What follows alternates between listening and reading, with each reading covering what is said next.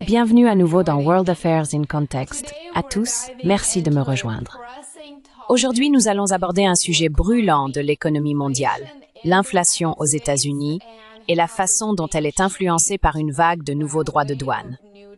Si vous vous demandez comment la politique commerciale, les prix en magasin et votre salaire sont tous liés, vous êtes au bon endroit.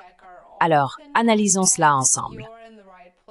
En mai, les consommateurs américains ont connu une inflation plus élevée, notamment en ce qui concerne les biens de consommation. Et vous pourriez vous demander, mais pourquoi? Eh bien, voici la réponse que vous n'avez peut-être pas envie d'entendre. C'est parce que les entreprises commencent à répercuter la hausse des droits d'importation, les droits de douane en d'autres termes, sur les consommateurs.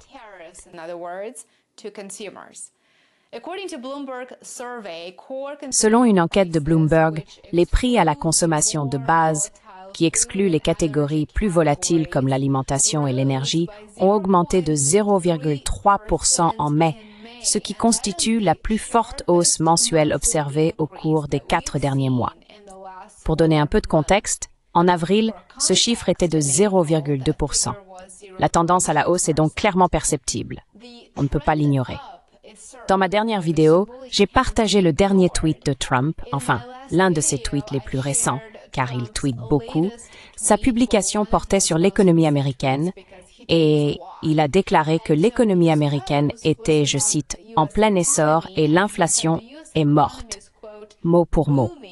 C'est ce qu'a dit le président des États-Unis. Je vous ai donc demandé de réagir dans les commentaires.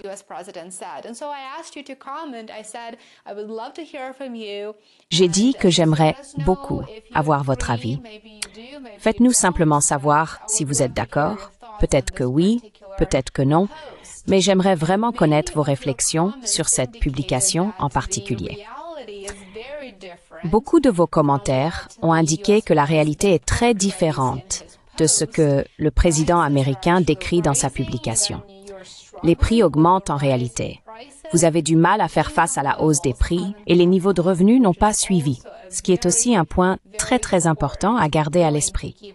Donc merci à chacun d'entre vous qui a commenté et répondu à ma question, je vous en suis reconnaissant. Sur une base annuelle, l'indice des prix à la consommation de base, ou IPC, devrait augmenter à 2,9%.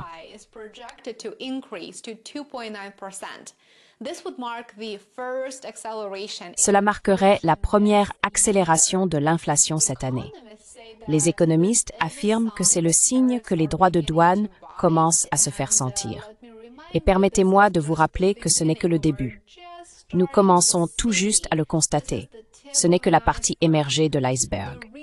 La récente hausse des prix de base est en partie due à ce que les économistes appellent un transfert partiel des coûts des droits de douane. Qu'est-ce que cela signifie? Cela signifie que les entreprises n'absorbent pas les coûts supplémentaires. Elles les partagent avec les consommateurs. Or, les entreprises n'absorbent pas les coûts supplémentaires. Elles ne le peuvent pas.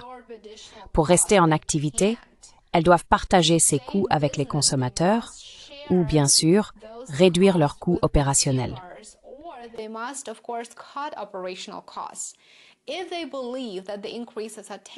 S'ils estiment que les augmentations sont temporaires, ils peuvent choisir d'absorber ces coûts jusqu'à un certain point, car ils doivent maintenir une marge bénéficiaire acceptable pour eux-mêmes et pour leurs actionnaires afin de rester en activité. Au seuil de rentabilité, il est évident que toute situation pire que cela entraînerait, bien sûr, des conséquences assez graves. Les entreprises pourraient commencer à licencier du personnel, à réduire leur stock et, naturellement, à augmenter les prix pour faire face à la hausse des coûts des intrants. Actuellement, des secteurs comme le mobilier, l'habillement et les pièces automobiles font partie des plus touchés. À l'inverse, les tarifs aériens, les hôtels et les services de loisirs sont en baisse, ce qui apporte un certain soulagement aux consommateurs. Cela s'explique en partie par une diminution du tourisme à travers les États-Unis.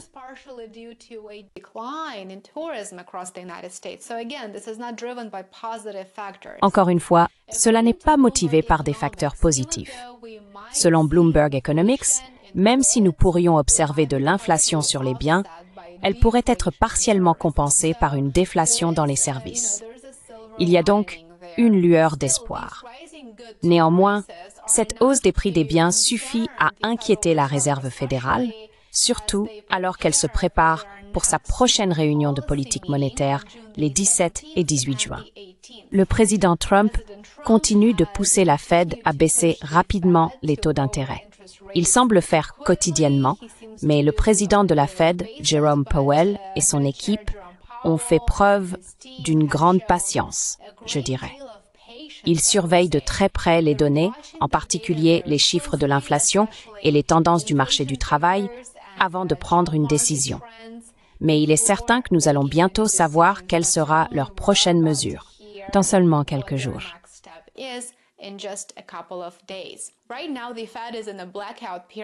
En ce moment, la Fed est en période de silence, ce qui signifie qu'aucun commentaire public ne sera fait jusqu'à la réunion, mais les prochaines données sur l'inflation et les prix à la production joueront un rôle crucial dans l'orientation de leurs décisions.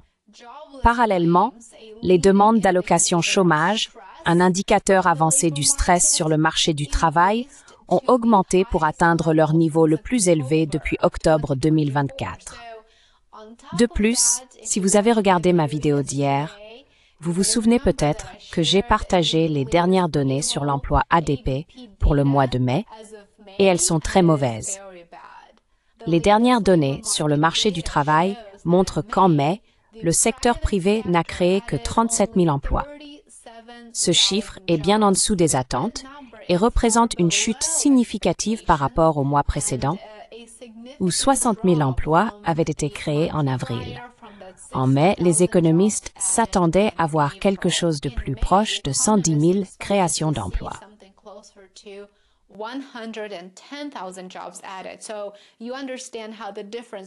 Vous comprenez donc à quel point la différence entre 37 000 emplois créés et l'attente d'environ 110 000 emplois est choquante. C'est une très mauvaise nouvelle. Rappelez-vous également que les chiffres de l'emploi de l'an dernier ont probablement été surestimés d'environ 1 million d'emplois, précisément 907 000 emplois. Et cela selon les données du BLS publiées plus tôt cette semaine. Il y a un écart énorme, comme vous pouvez le voir actuellement à l'écran. Et si vous souhaitez quantifier cet écart, il s'agit d'environ 907 000 emplois surestimés. Cette différence se situe entre les données NFP et les données QCEW, et c'est là que se trouve cet écart.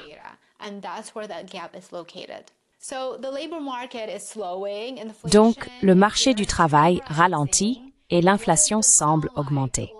À quoi cela vous fait-il penser? Dites-le moi dans les commentaires ci-dessous.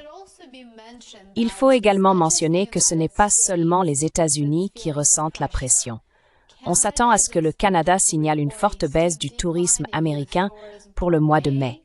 Les ventes manufacturières devraient également chuter à un nouveau niveau. C'est un autre signe de l'impact négatif des tarifs douaniers sur le commerce nord-américain dans son ensemble. Qu'est-ce que tout cela signifie pour vous? Si vous êtes aux États-Unis, attendez-vous malheureusement à des prix plus élevés sur certains produits, en particulier les importations comme les vêtements, les articles pour la maison et les pièces automobiles.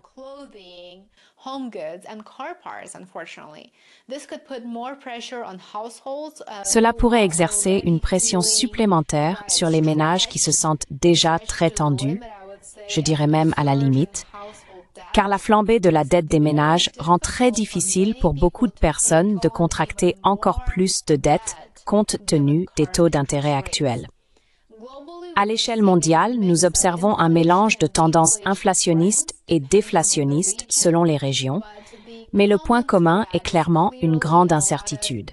Les tensions commerciales, les droits de douane et la croissance atone rendent la planification très difficile, tant pour les consommateurs que pour les entreprises. Les banques centrales du monde entier essaient de trouver un équilibre entre le contrôle de l'inflation et le soutien à l'économie, Et dans certains endroits, comme la Chine et la zone euro, la déflation pourrait représenter le plus grand risque.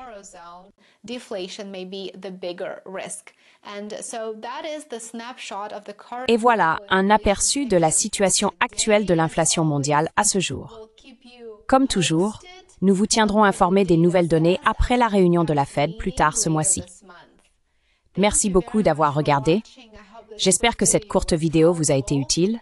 Si c'est le cas, n'oubliez pas de montrer votre soutien. Aimez, abonnez-vous et partagez. Cela fait vraiment la différence. Je consacre beaucoup de travail à mon contenu. Et n'oubliez pas de vous abonner sur Substack à worldaffairsandcontext.com ainsi que sur Patreon. Vous trouverez ces liens dans la description de la vidéo ci-dessous. Passez une excellente journée et on se retrouve ici demain. À bientôt! Bye for now.